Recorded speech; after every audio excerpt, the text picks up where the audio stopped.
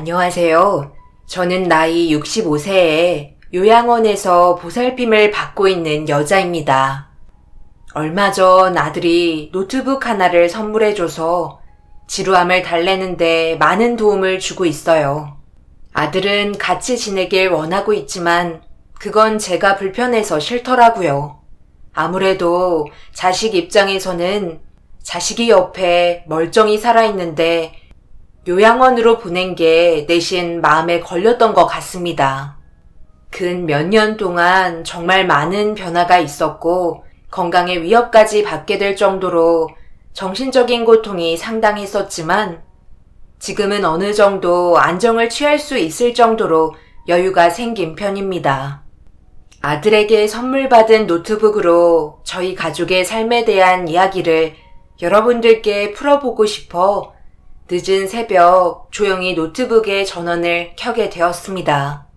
제 인생이 여러분들께 잘 전달이 될지 모르겠지만 부족한 글솜씨라도 너그럽게 이해해 주시고 많은 의견 주시면 정말 감사하겠습니다. 지금으로부터 5년 전 슬며시 눈을 떴을 때 주위를 살펴보니 그날도 어김없이 병원에 누워 있더라고요. 그리고 제 옆에 자리를 지켜주고 있던 아들이 눈에 들어와 축 처진 몸을 힘겹게 일으키며 자리에 앉았습니다. 그런 모습을 보고 더 누워 있으라며 갑자기 돌발 행동을 한 저를 보면서 당황한 표정을 보이고 있었어요. 한두 번 겪었던 일도 아니라서 대수롭지 않게 생각하며 천천히 일어나 앉았지만 나이를 먹어가면서 점점 심해지는 증상이 저를 많이 괴롭혀 아들의 인생에도 걸림돌이 되고 있었습니다.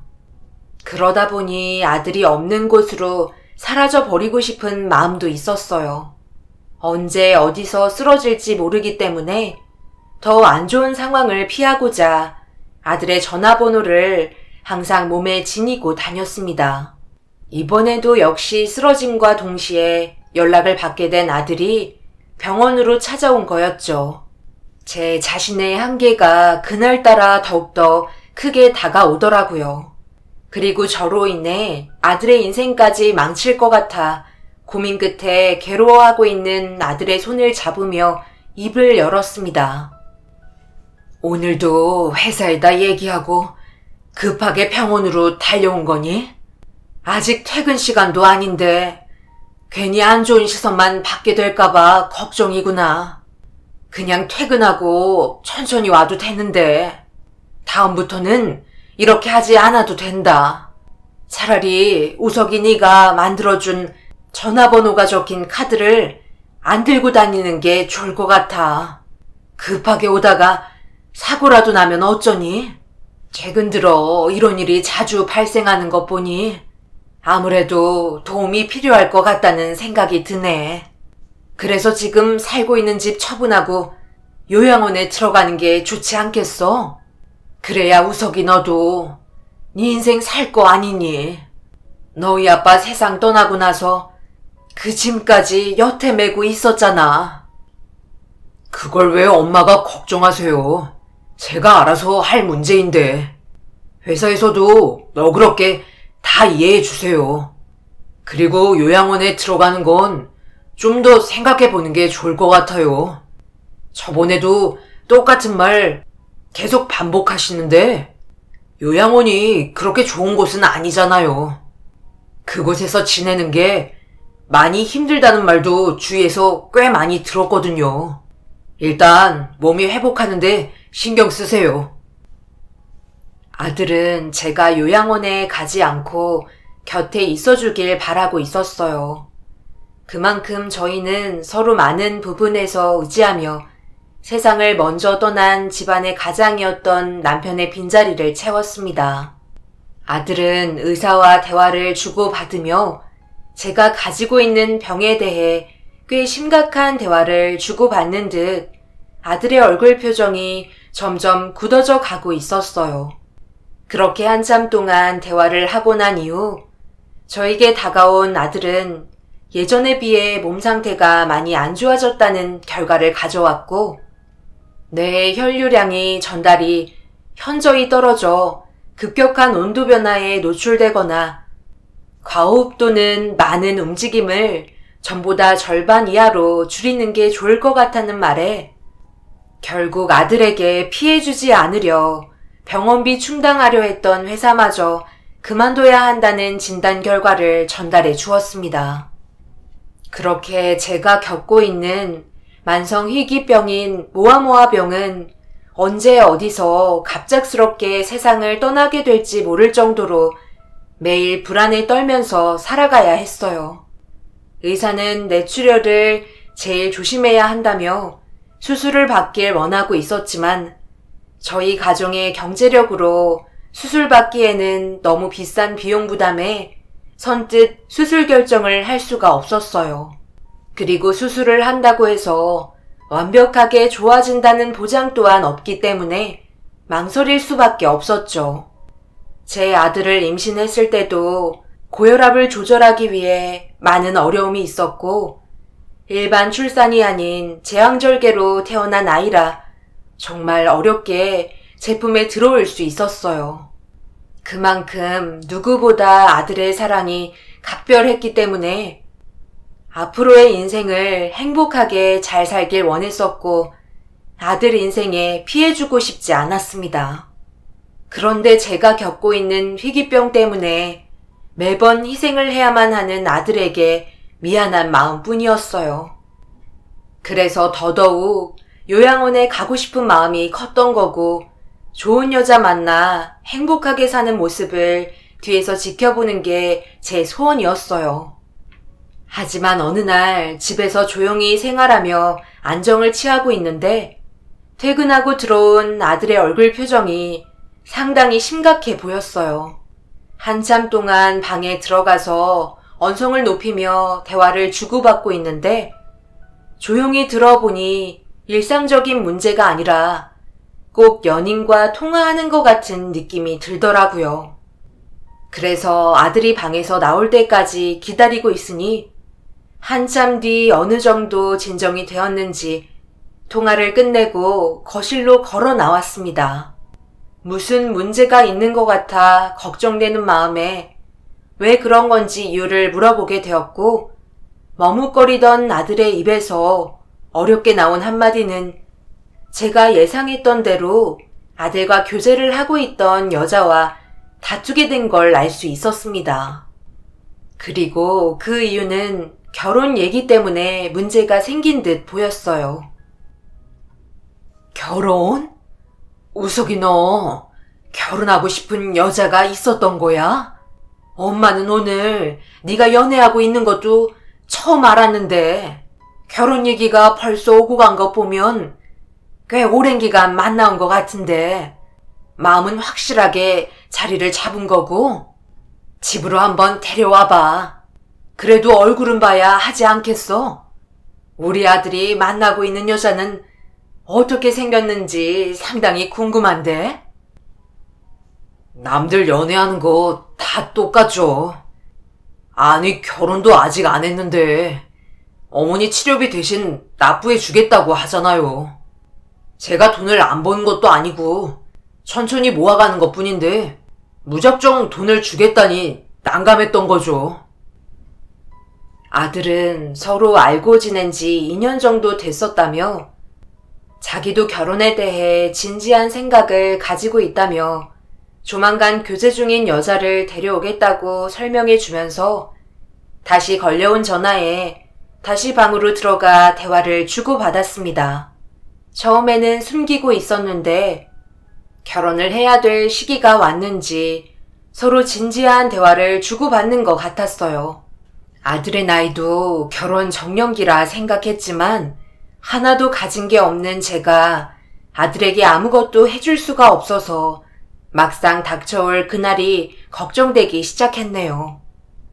아들은 예정대로 주말에 여자를 데리고 집으로 들어왔어요. 떨리는 마음 진정시키며 최대한 침착하고 자연스럽게 행동하려고 노력했지만 아들이 처음 데려온 여자라서 그런지 반가운 마음을 감출 수가 없었습니다. 그렇게 현관에서 들려오는 목소리에 주방에서 음식을 준비하다 말고 서둘러 거실로 나왔는데 아들이 저에게 소개해준 여자와 눈을 마주치며 인사를 주고받던 도중 숨이 덜컥 멎을 것 같은 느낌이 들었고 그 순간 어떻게 대처를 해야 할지 몰라 멍하니 여자만 바라보고 말았습니다. 정신줄을 잠깐 놓게 되었는지 아들이 부르는 소리에 깜짝 놀라 금세 정신을 차리고 모두 함께 모여 식사를 하려는데 계속해서 아들이 데려온 여자에게 시선이 가게 되더라고요. 그리고 어떻게 말을 해야 할지 몰라 한참의 고민 끝에 상처 주지 않으려 조심스럽게 둘의 나이 차이가 얼마나 되는지 물어보았습니다. 아들도 제가 한 질문에 대해 어느 정도 예상하고 있었는지 아무렇지도 않게 답변을 해주었고 충격적인 대답으로 인해 머릿속에서는 어떻게 처신을 해야 할지 몰라 아들의 답변에 쉽게 대답을 해주지 못했었어요. 그러자 어색한 웃음을 보이며 여자는 저에게 말을 걸어왔네요. 어머님, 많이 당황하셨죠? 저희도 어떻게 설명을 드려야 할지 정말 고민이 많았었는데요. 어차피 알게 되실 거라 그냥 솔직하게 털어놓기로 우석 씨와 결정하게 되었어요. 지금 이 상황 믿기 힘드시겠지만 우석 씨가 말한 것처럼 저희들의 나이 차이는 좀 많이 나는 편이에요. 하지만 지금까지 서로 만나오면서 불편한 거 하나 없이 잘 만나고 있어요. 요즘 나이 차이 많이 나는 거 크게 상관없잖아요. 서로 진심을 다해 사랑하면 되는 거라 생각해요. 어머님, 저희 결혼 받아주실 거죠? 지금 제가 너무 당황스러워서 무슨 말을 해야 할지 잘 모르겠네요. 한두 살 차이 나는 것도 아니고 20살이나 차이 나는데 아무래도 받아들이기가 힘이 들겠죠. 아들, 이 문제 때문에 그동안 말 안 하고 있었던 거니? 지금 우석이 나이가 30살인데 그쪽이 50이라는 거잖아요. 거의 엄마뻘 정도 되는 나이 차이 아닌가요? 그거 아세요? 저와 나이 차이가 10살밖에 차이 안 나는 거? 이 사실을 그쪽 부모님께서도 알고 계시는 거예요? 사랑의 나이 차이 상관없다고 하지만 아무리 그래도 이건 좀 받아들이기가 힘이 들 것 같아요. 우석아, 정말 서로 사랑해서 결혼하려고 하는 거야? 왜 당연한 걸 계속 물어봐요? 그렇다니까요. 사랑해서 만나는 건데 나이 차이가 무슨 소용이에요? 서로 행복하면 그만 아닌가요? 그렇긴 한데 한두 살도 아니고 20살이나 나이가 많다 보니 걱정돼서 하는 말이지. 혹시 아이를 가질 수 있는 나이는 지났죠? 네, 몇 년 전에 폐경이 돼서 지금은 아이를 가질 수 없는 상황이에요. 어머님, 제가 많이 부족한 거 아는데요. 저희 정말 진심으로 사랑하고 있고 나이 문제로 절대 헤어질 수 없어요. 결혼 허락해 주시면 안 될까요? 앞으로 행복하게 사는 모습만 보여드릴게요. 저희 부모님께서는 우석 씨를 받아들인 상태세요. 어머님만 허락해 주시면 앞으로 행복하게 살 수 있어요. 할 말이 없었어요. 무슨 말을 해줘야 할지 몰라 입이 떨어지지 않아 난감한 표정을 보여주게 되었습니다. 아들이 40살이 되면 저희 집에 인사 온 여자는 환갑이 되어버리니까요. 당연히 여자 집안은 손해볼 건 없기 때문에 허락해 주신 것 같았어요.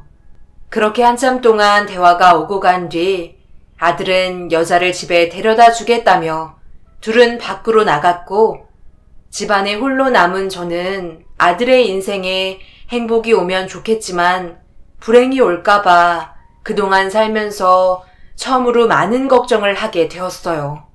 하지만 제가 싫다고 반대를 한다고 해서 아들이 제 말을 들을 것 같지도 않았습니다.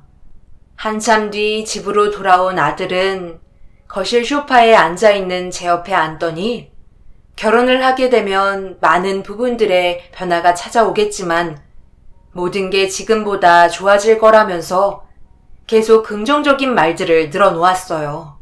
저 또한 아들과 진지한 대화를 이어나가면서 나이 차이 때문에 엄마로서 걱정되는 부분들을 풀어놓았습니다.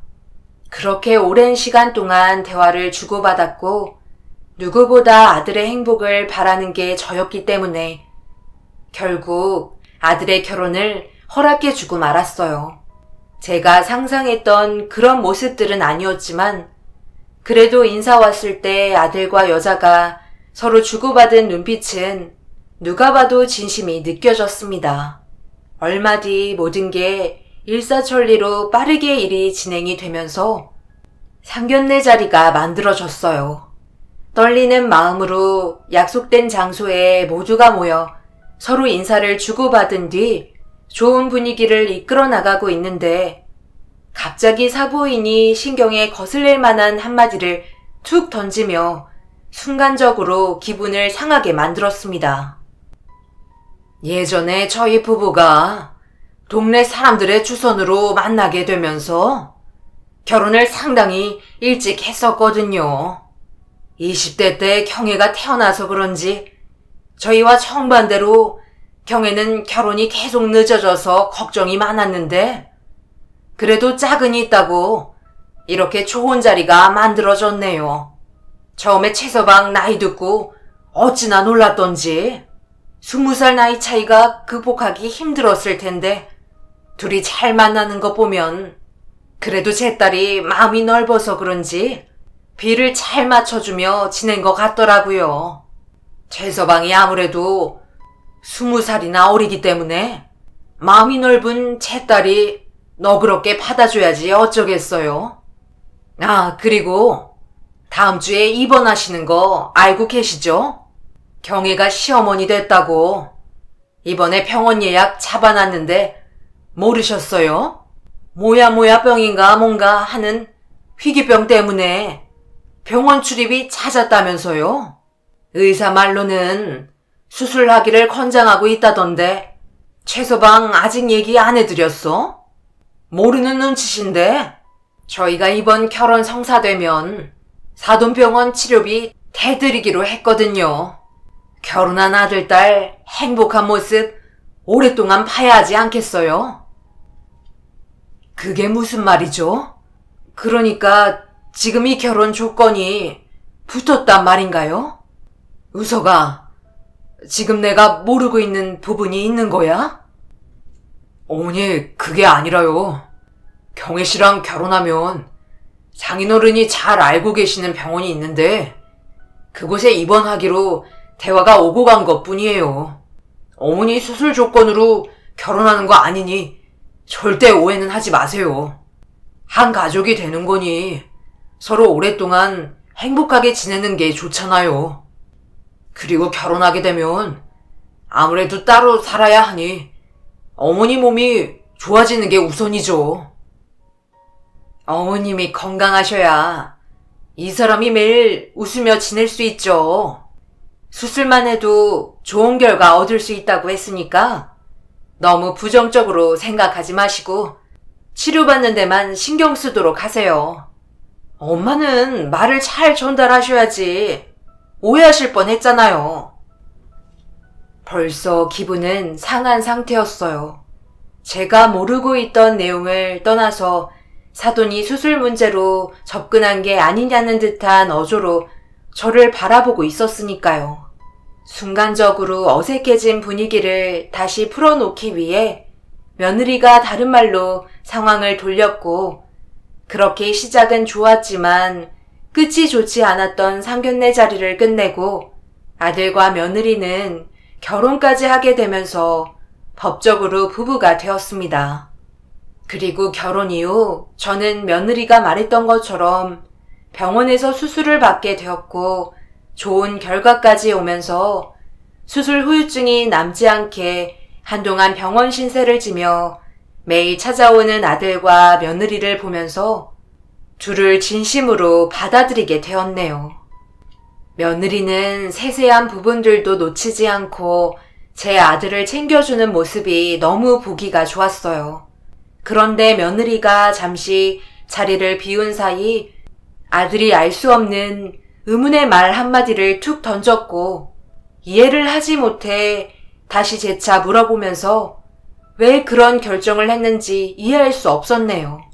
잘 다니던 직장을 그만두고 사돈 어른 밑에서 일을 배운다는 게 적은 나이가 아닌 아들이 잘 해낼 수 있을지 걱정이 많아지더라고요. 그런데 나중에 아들과 며느리에게 물려주려고 하는 것 같다는 말을 들을 수 있었습니다. 어머니, 퇴원하시면 저희 신혼집 한번 놀러 오셔야죠.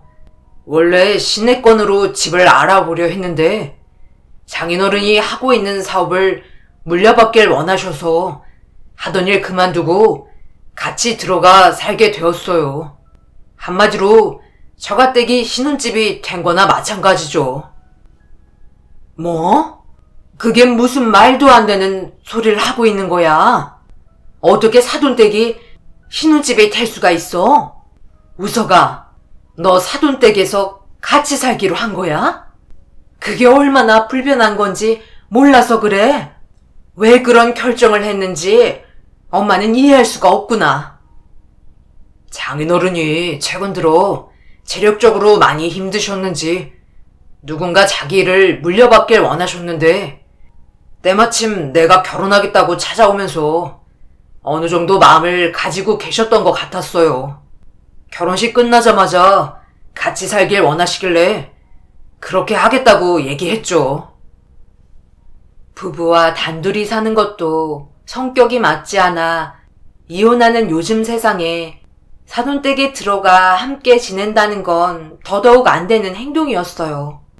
아무리 사업을 물려받는다는 이유 때문에 들어가는 거라 하지만 아들 혼자 온갖 고생은 다 하게 될까봐 저는 반대를 하고 말았습니다. 결국 아들에게 자리를 피해달라고 얘기한 뒤 며느리와 단둘이 남아 진지하게 대화를 이어나갔고 사돈 어른이 우석이를 자기 아들처럼 생각하고 있다며 좋은 기회라고 좋게 설명을 해주었습니다.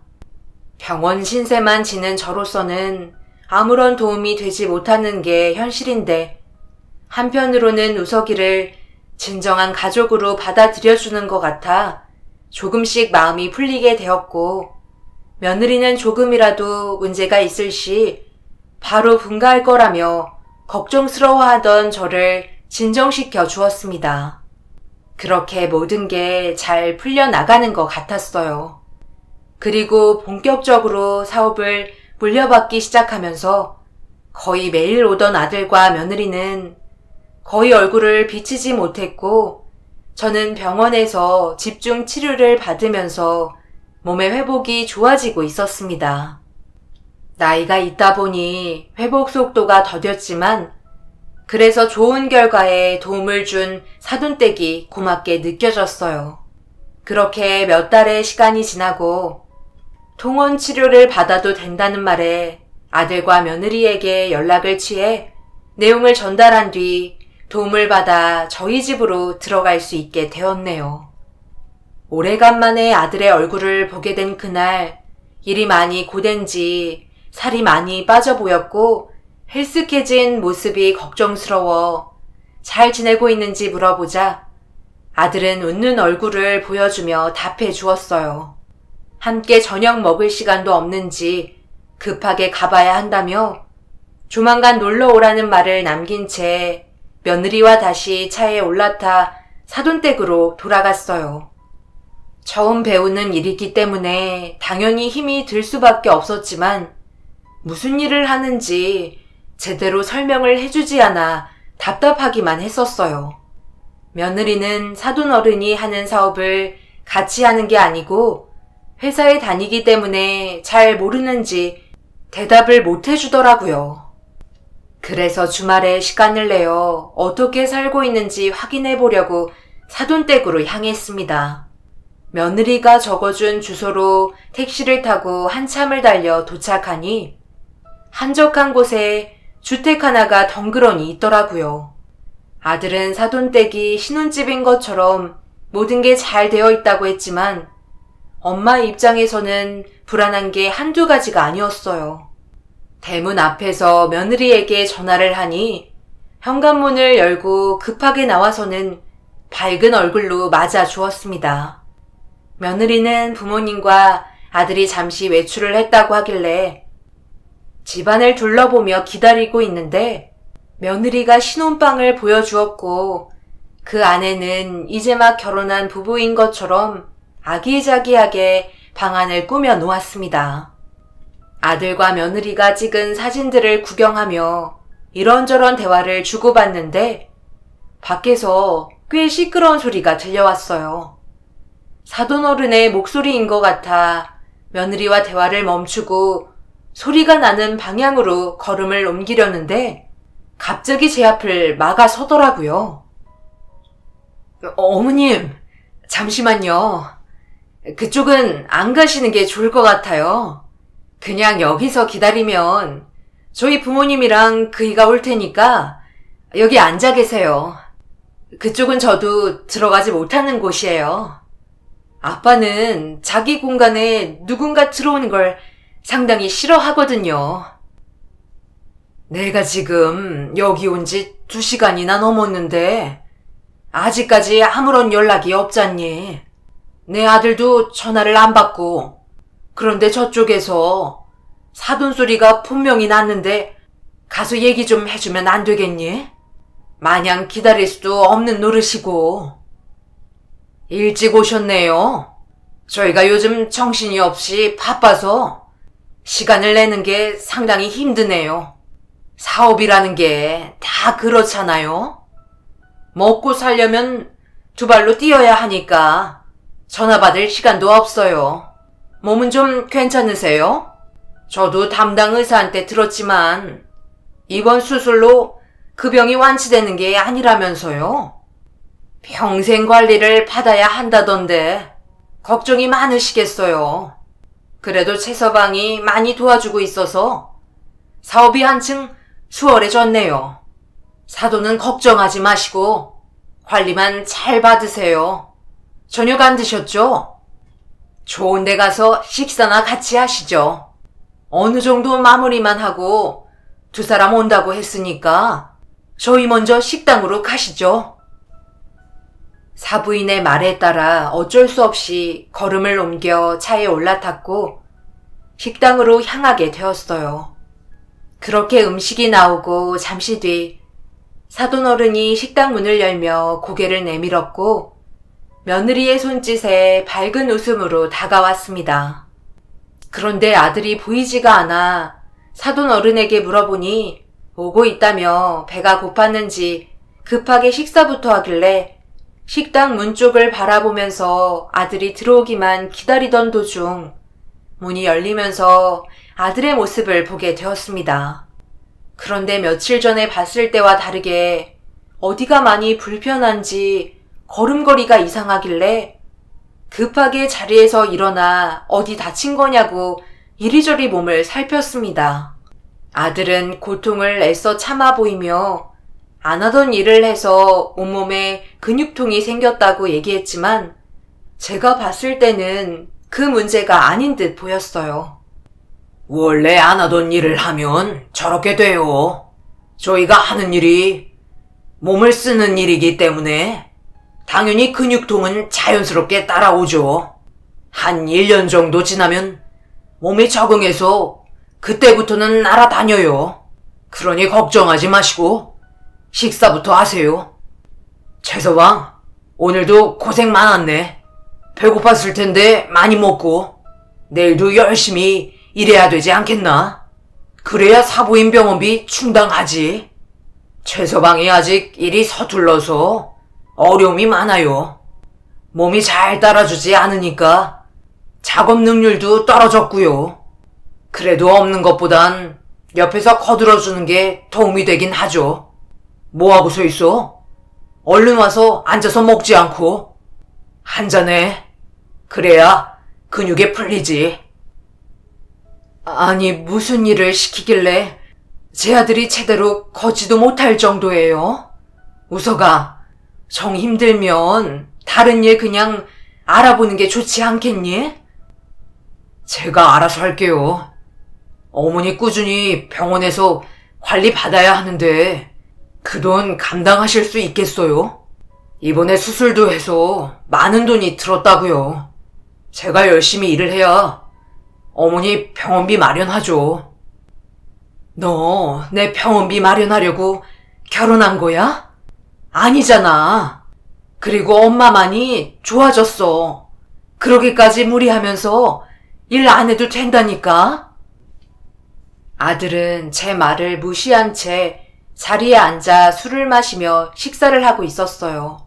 힘들어하는 모습을 보고 있으니 마음이 너무 안 좋았고 괜히 안나 싶어 눈물이 맺히려 하는데 장인이 아들에게 다 먹었으면 다시 가서 마저 일 끝내고 쉬라며 지시를 내렸습니다.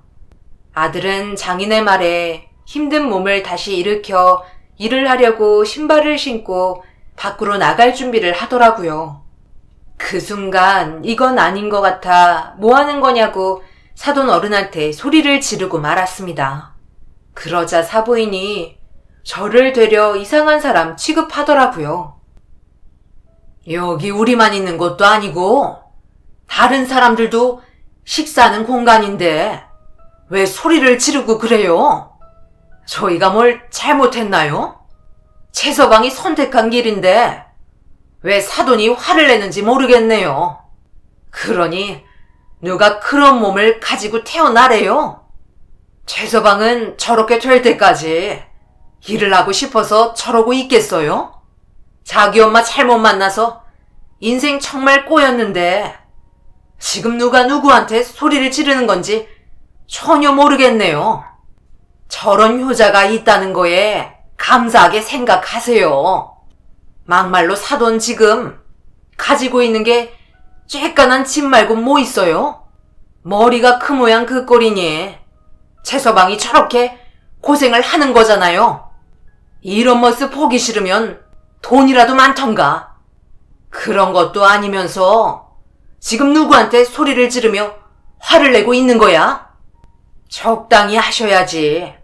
너무 많이 기어오르는 것 같네요. 평생을 병원 신세 지며 살아가야 하지만 그렇다고 완치되는 병도 아니고 언제 어디서 뇌출혈로 쓰러질지 모르는 상황인데 최서방이 뭘 해줄 수 있겠어요? 사돈 수술비 때문에 대출이라도 받아야 되는 거예요?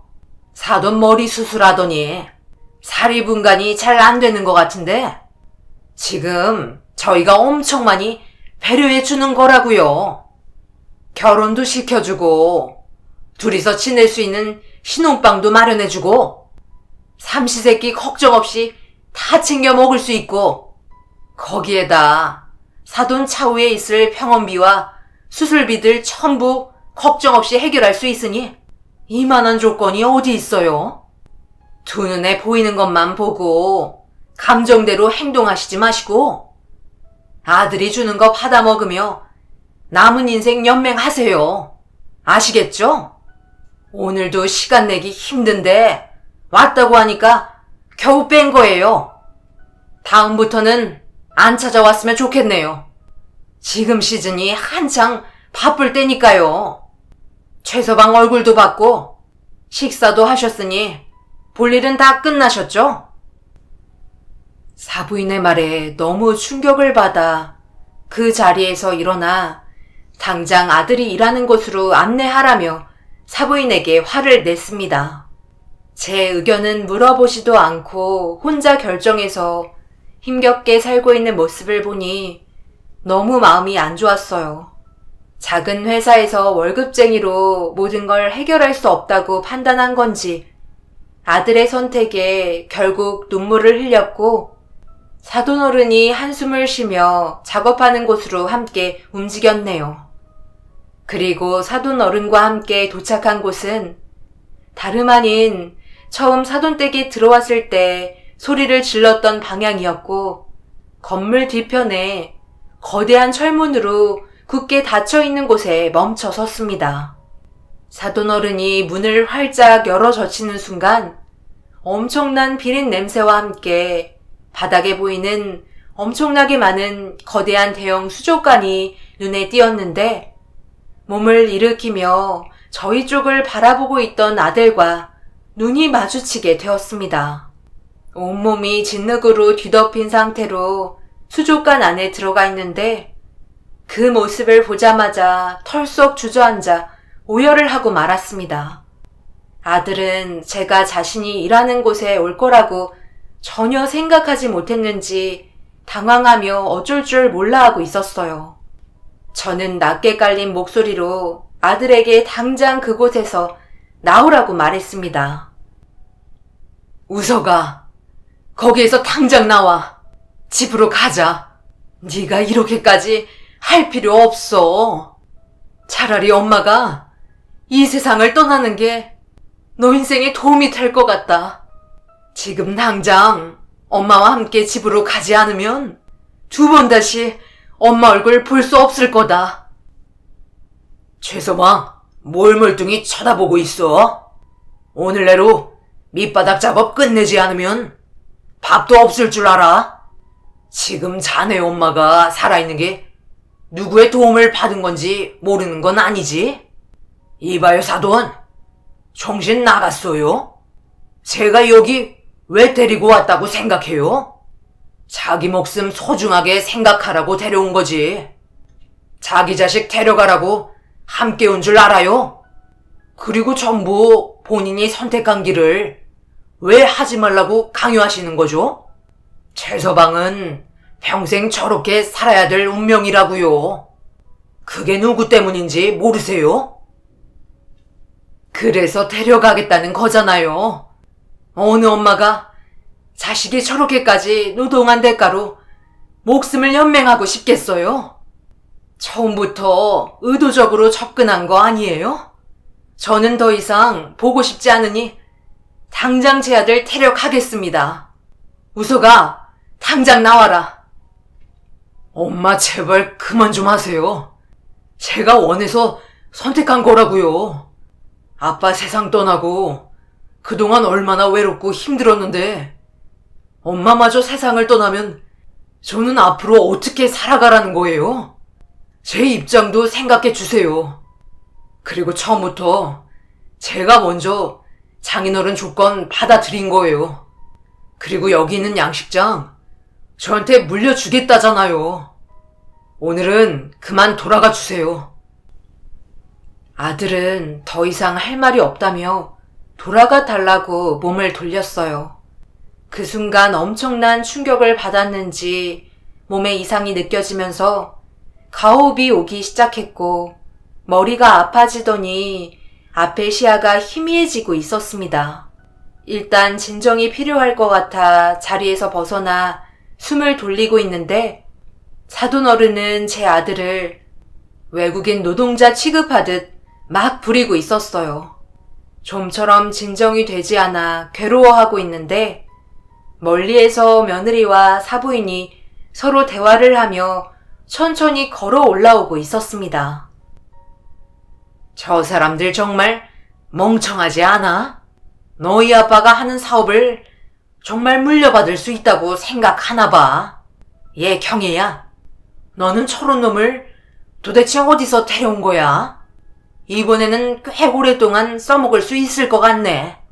저번에 데려온 놈은 처음부터 비실비실 거리더니 얼마 못 가 가로사로 세상 떠났잖아. 그래도 저놈은 아직 30대라 일도 빠릿빠릿하게 잘한단 말이야. 엄마, 원래 남자들이 엄마 같은 여자를 좋아하기 마련이에요.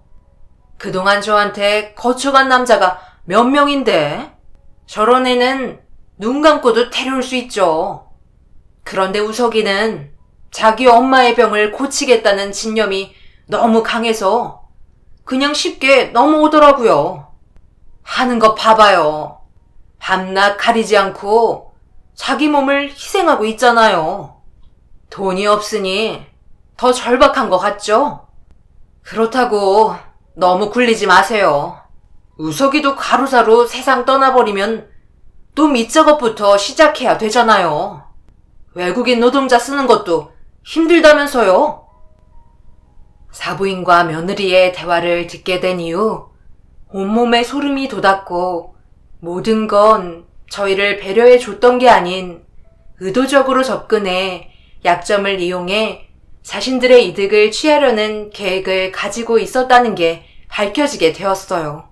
한쪽 나무 귀퉁이에 몸을 기대고 있던 저와 걸어 올라오면서 대화를 나누던 사부인과 며느리는 화가 머리끝까지 올라온 저를 발견하곤 비명을 질렀고 못 볼 걸 본 것 마냥 사돈어른이 있는 곳으로 급하게 도망을 쳤습니다. 이미 몸에 한계가 다다른 상태라 제대로 가눌 수도 없어 아들에게 살려달라고 도움을 요청하는 것 말고는 제가 할 수 있는 건 아무것도 없었습니다. 제가 힘겹게 울부짖는 목소리에 아들이 들었는지 급하게 달려와 저를 안아주었고 그 순간 정신을 잃어버렸습니다. 한참 뒤 정신을 차렸을 땐 이미 병원에 누워 있었고 제 옆에는 아들이 자리를 지켜주고 있었어요.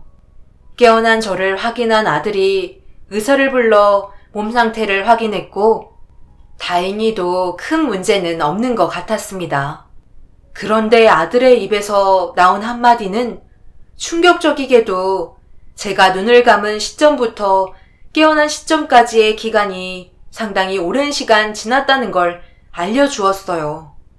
정신을 잃고 눈을 떴을 때 이미 일주일의 시간이 지나버린 상태였습니다. 아들은 눈물을 흘리면서 전부 자기의 잘못이라고 얘기했지만 이 모든 게 제 잘못 같았어요. 태어날 때부터 남들과 달랐고 제 욕심으로 인해 우석이를 세상 밖으로 나오게 해서 평생 고생만 시키는 게 너무 미안했습니다. 그렇다고 부유한 집안도 아닌 찢어지게 가난했기 때문에 차마 아들의 얼굴을 볼 수가 없었네요. 그런데 아들의 입에서 더 충격적인 말이 나왔습니다. 사돈댁과 며느리가 세상을 떠났다는 말이었고 제가 쓰러진 당시 아들이 저를 업고 병원으로 가려고 했을 때 사돈어른이 가지 못하게 막아서며 차라리 이번 기회에 자유의 몸이 되는 건 어떻겠냐며 저를 병원에 데려가지 못하게 하자 몸싸움이 벌어졌는데 사부인과 며느리가 몸싸움을 벌이고 있던 두 사람을 말리면서 실랑이를 벌이다 균형을 잃은 사부인이 며느리의 옷깃을 잡고 며느리는 사돈어른의 옷깃을 잡자 뭐라도 잡으려 했던 사돈어른이 전깃줄을 잡던 도중 끊어지면서 양식장에 빠져 모두가 동시에 감전사로 세상을 떠나고 말았다는 충격적인 상황을 알려주었네요. 모든 건 CCTV에 전부 녹화가 되어 있어서 아들의 잘못이 아닌 걸로 판결이 나게 되었고 그렇게 사건은 종결이 되었습니다. 끝까지 물고 늘어지려 했던 그 사람들은 저희가 몰랐던 엄청난 계획을 가지고 있었다는 게 너무 소름이 돋았었네요. 자신들이 저지른 일들에 대해 벌을 받은 거니 당연하다고 생각합니다. 그리고 지금 현재 저는 요양원에서 관리를 받고 있어요. 수술받은 이후 큰 문제는 더 이상 나타나지 않아 앞으로 관리만 잘한다면 신경 써야 될 일은 없을 것 같다는 의사의 소견을 받았네요. 저희 아들은 현재 평범한 직장에서 열심히 일하며 자신의 삶을 다시 개척해 나가고 있는 중입니다. 과거에 안 좋았던 일들을 전부 잊기에는 쉽지 않겠지만 앞으로 저희 가족에게 행복만 다가왔으면 좋겠어요. 항상 제 곁을 지켜주려 했던 아들에게 미안하고 고맙다는 말을 이 자리를 빌려 얘기해주고 싶네요. 여러분들께서 제 아들에게 격려적인 댓글 많이 달아주시면 아직까지 좋은 사람들이 많이 있다는 걸 알려주고 싶어요. 제 사연 들어주신 분들 힘든 이 세상 살아가기 힘드실 텐데 언제나 기운 내시고 밝은 모습 잃지 마시기 바랍니다. 요양원에서 여러분들을 언제나 응원하겠습니다. 감사합니다.